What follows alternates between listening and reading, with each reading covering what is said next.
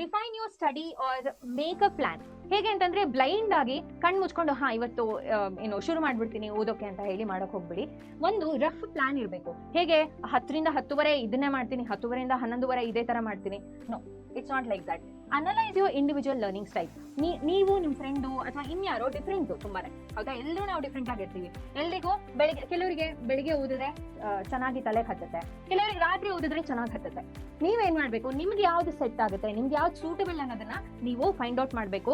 ರಾತ್ರಿ ಕೂತ್ಕೊಂಡು ಓದಿದ್ರೆ ನಂಗೆ ಚೆನ್ನಾಗಿ ಅರ್ಥ ಆಗುತ್ತೆ, ಚೆನ್ನಾಗಿ ನೆನಪಿರುತ್ತೆ, ಅಥವಾ ಜಾಸ್ತಿ ಓದ್ತೀನಿ, ಎಫಿಷಿಯನ್ಸಿ ಜಾಸ್ತಿ ಅಂತಂದ್ರೆ ಖಂಡಿತವಾಗ್ಲೂ ರಾತ್ರಿ ಕೂತ್ಕೊಂಡು ಓದಿ. ಹಾಗಂತ ನಿದ್ದೆ ಬಿಡಬಾರ್ದು. 6ರಿಂದ 7 ತಾಸು ನಿದ್ದೆ ಖಂಡಿತವಾಗ್ಲೂ ಇಂಪಾರ್ಟೆಂಟ್. ಎಕ್ಸಾಮ್ ಹಿಂದಿನ ದಿವಸ 4-5 ತಾಸು ಮಲ್ಕೊಂಡ್ರು ತೊಂದರೆ ಇಲ್ಲ, ಆದ್ರೆ ಥ್ರೂ ಔಟ್ ಇಯರ್ ನಾನು ಬರೀ 4-5 ಅವರ್ಸ್ ಮಲ್ಗೋದು ಅಂತಂದ್ರೆ ನಿಮ್ಮ ಎಫಿಷಿಯನ್ಸಿ ತುಂಬಾ ಕಡಿಮೆ ಆಗುತ್ತೆ.